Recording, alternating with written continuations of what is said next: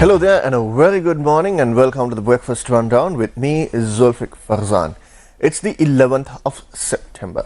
In 2001, the 11th of September marked a dark day across the world when the Al-Qaeda terrorists attacked the Twin Towers in the United States, killing more than 2,000 people. But this year, September 11th in Sri Lanka is an important day for voters, especially postal voters.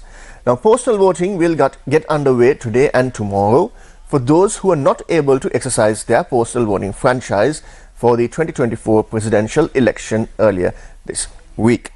Now, postal voting will commence at 8:30 a.m. and will go on until 4:30 p.m. at the respective postal voting stations that have been set up at the district secretariats.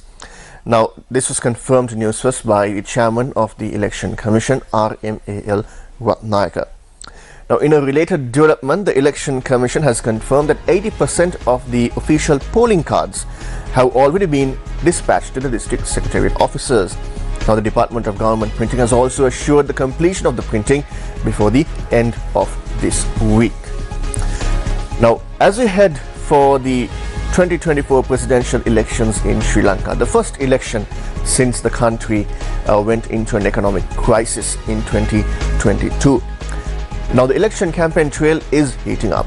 All the candidates are going all over the country to muster support for their campaign, for their policies to be elected as the next president of the country. Now, President Ranil, who is running as an independent candidate, has said that he has earned the recognition of the majority for ensuring the supply of food, medicine, LP gas and fuel and other essentials following the economic crisis. Now, he gratefully has accepted this acknowledgement, emphasizing that he could not stand idle while people suffered and took on the challenge of rebuilding the country for its citizens. Now, the president was speaking at an event called Ranil Puluang or Ranil Can. The event was in Naramala. Now, at this event, President Ranil was showing a cap on his hand, and he said that many were wondering why he was having this cap and why he was carrying it with him. He said that it was given to him by an elderly woman in Kilinochchi following an election rally. Now, Ranil said that this woman approached him and handed over this cap to him, saying that this was a sign of gratitude for what he has done to the country. And she had noted that that cap alone is not enough to show gratitude to Wickremesinghe, and thus she has decided to vote for Wickremesinghe at the presidential election. Now, at the same time, Ranil Wickremesinghe also recounted an incident that he experienced in Kahatagatsdigaliya, where he said that following an event and he stepped out, people in the area had approached him and thanked him for making fertilizer available for them. Now, Ranil Wickremesinghe says that his aim is to bring down the cost of living even further in 2025. Now, another presidential candidate is Sajith Premadasa. Now, he is running from the Samagi Jana Balawegya. Sajith Premadasa is also the current opposition leader of the country. Now, he has declared that a new era for the common man will be created from the 21st of September. Now, speaking at a public meeting in Kuliapitiya, Sajith Premadasa has outlined his vision for the future and his plans to uplift the lives of the ordinary citizens. Now, he announced an ambitious plan to establish 14 production factories in Kurunagala as an initial project, and these will be set up in the 14 electorates in the district, with plans to expand to 30 across all divisional jurisdictions in the district. He also emphasized the importance of sustainable farming practices to support various crops in the country, including betel cultivation.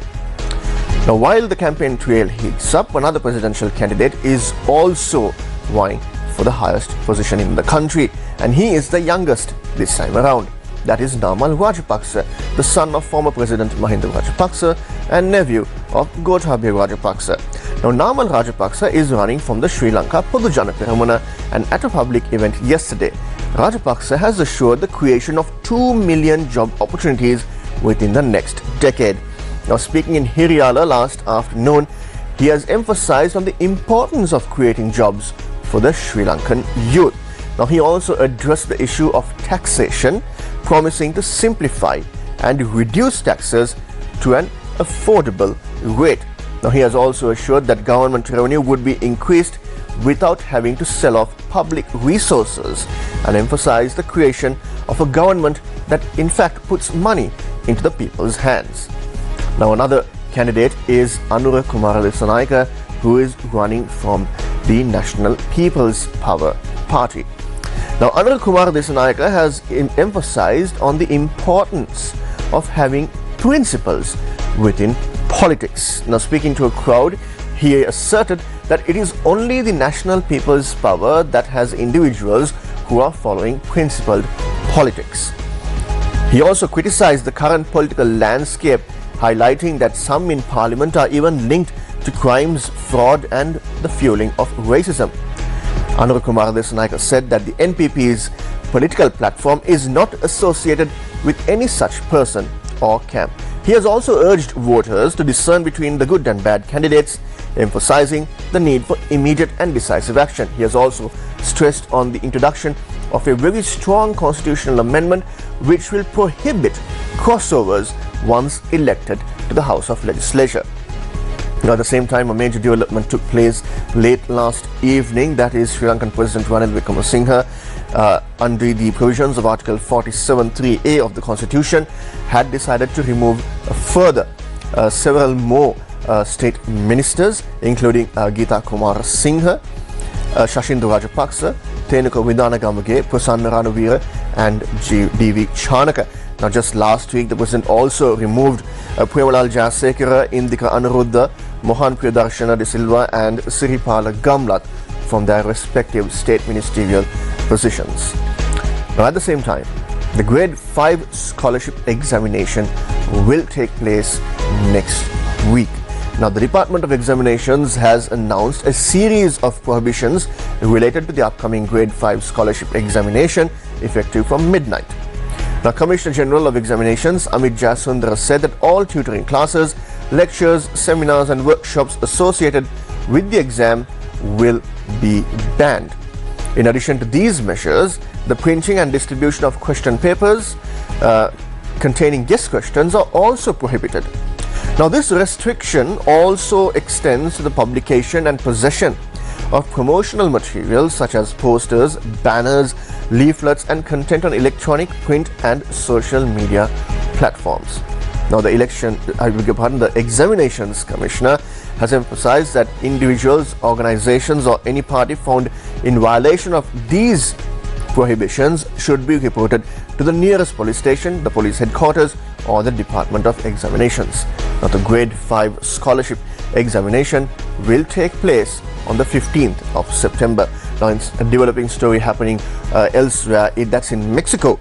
Hundreds of protesters have broken into Mexico's Senate on Tuesday afternoon as lawmakers weighed a contentious plan to overhaul the country's judiciary, forcing the Senate to take a temporary recess for the safety of the senators. Now, the shutdown came just hours after Mexico's ruling party, Morena, appeared to have wrangled the votes it needed to jam through the proposal after at least one member of an opposition party was accused of flipping to support it. That move and other political maneuvering ahead of a vote on the plan championed by outgoing President Andrés Manuel López Obrador fueled even more outrage after weeks of protests by judicial employees and law students. Now, critics and observers say the plan, which would have all judges elected, could threaten judicial independence and deal a severe blow to the system of checks and balances. Now, some protesters entered the Senate chambers in an effort to block the vote after they said lawmakers were not listening to their demands. Now, protesters broke through the door of the Senate chamber, pushing aggressively using pipes and chains. At least one person was on the ground unconscious after protesters broke in. Now, that is what the international media is reporting with regard to the developments taking place in Mexico. Now, in some exciting sports news for Sri Lankan football fans, in a thrilling AFC Asia Cup qualifier match, Sri Lanka secured a hard-fought victory against Cambodia with a 4-2 win in a penalty shootout following a 2-all draw at full time. Now, the intense showdown took place at the iconic Phnom Penh Olympic Stadium, where both teams showcased their resilience in front of an energetic crowd. Now the match was a roller coaster of emotions, with Cambodia and Sri Lanka trading goals throughout the 90 minutes of regulation time. Now despite several attempts on both sides to seal the win during regular play, the game remained locked at 2-2, forcing into a penalty shootout where Sri Lanka won 4-2. Now for all you gamers out there, it's some exciting news from Sony. The PS5 Pro is now official. Now after months of leaks, Sony has announced a more powerful PS5 console during a special technical presentation late last evening. Now Mark Cerny, the lead architect of the PS5 console, says the PS5 Pro improves on the original console in 3 key ways: a larger GPU, advanced ray tracing, and custom AI-driven upscaling. Now the PS5 Pro will launch on the 7th of November, $699.99 in the US, and it looks similar to the slim version of the PS5. Now if you just woke up and looked outside, and if you just joined us, here's a weather update for you. It's raining out there in Colombo and many of the other parts of the country. Now the Met Department is saying that showers or thunder showers are expected in the sea areas of the coast, extending from Putlam to Mannar via Colombo and Galle. Now the winds will be southwesterly with speeds ranging from 30 to 40 kilometers. Now wind speeds of 60 to 65 kilometers per hour at times will be experienced in the sea areas of the coast, extending from Matara to Pothuil via Hambantota and from Kankasantare to Putlam via Mannar. Now additionally, wind speeds can also increase up to 50 kilometers per hour in the sea areas from the coast, extending from Trincomalee to Kankasantare. Now the Met Department is also warning that thunder showers and showers might be associated with lightning activity and urges the general public to take the necessary and adequate precautions to minimize damage caused by lightning. Well, that brings an end to this morning's edition of the Breakfast Rundown. If you're heading out there today, well, make sure to carry an umbrella or a raincoat with you. Until I meet you tomorrow, same time, same place. Take care and God bless.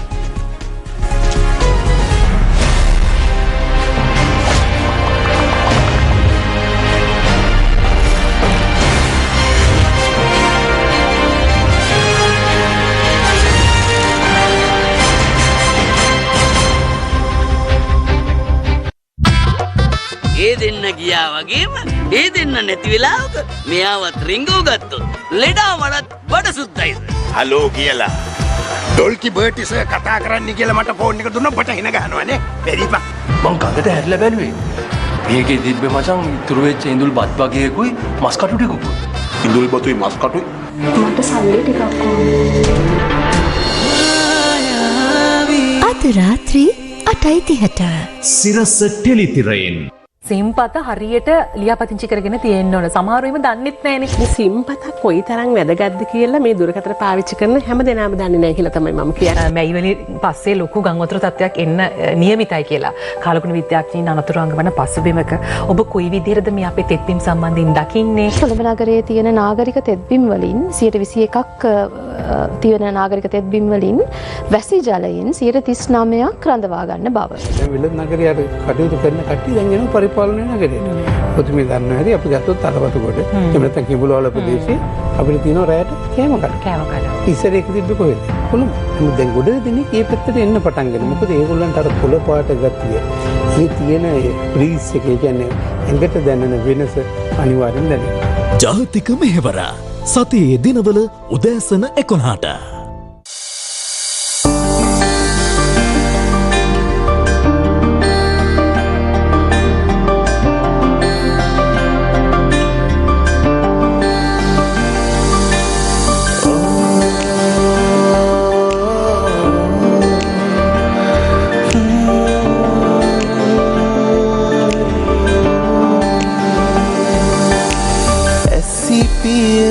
සලන නිසා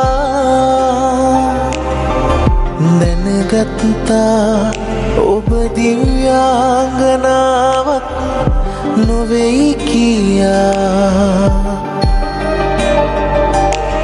කඳුලැලි වැටෙන නිසා